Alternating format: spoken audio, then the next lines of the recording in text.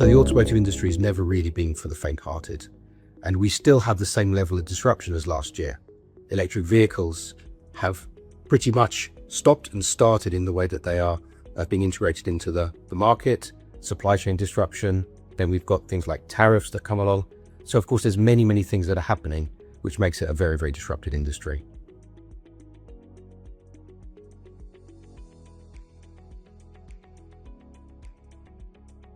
So 3 out of 5 executives tell us that they're not ready for the change that's happening at the moment. And so therefore it's quite natural that they feel somewhat insecure about their own employment. They also tell us they don't have enough advisors around for the disruption that's happening. And so these are the things really that we're talking with our executive clients with, what we're talking to other clients about in order to help them with the disruption that they're now facing.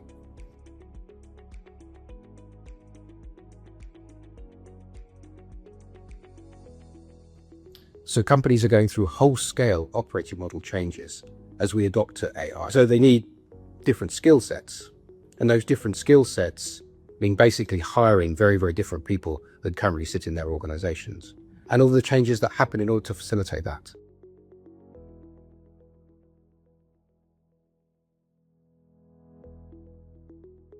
So because of the changes in geopolitics, the cost of materials really have spiked.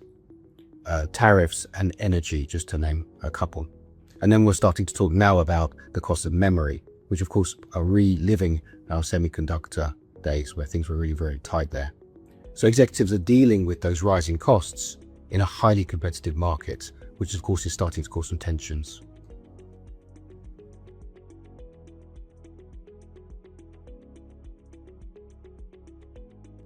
So we had the semiconductor crisis, and then we moved into more crises that were formed really by geopolitical tensions.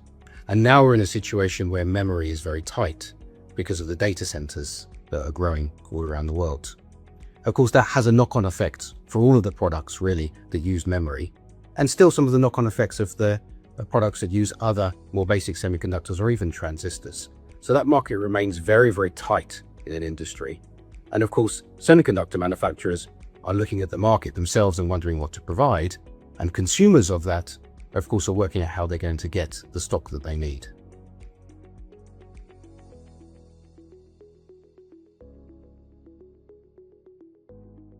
So tariffs are driving a whole-scale change in the way that executives think about their own supply chain. That actually can mean in a very basic way, where do I source component A from? But it can be more sophisticated, which is where do I add value to that at the final place. So our clients are really looking at the whole supply chain in terms of tariffs and working out exactly on a component by component basis how to really optimize their supply chains.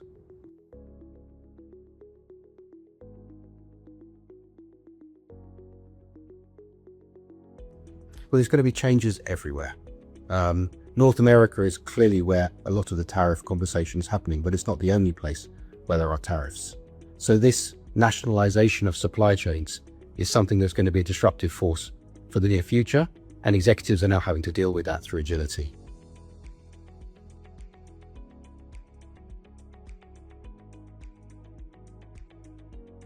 So there are so many competing priorities with digitalization and AI at the moment.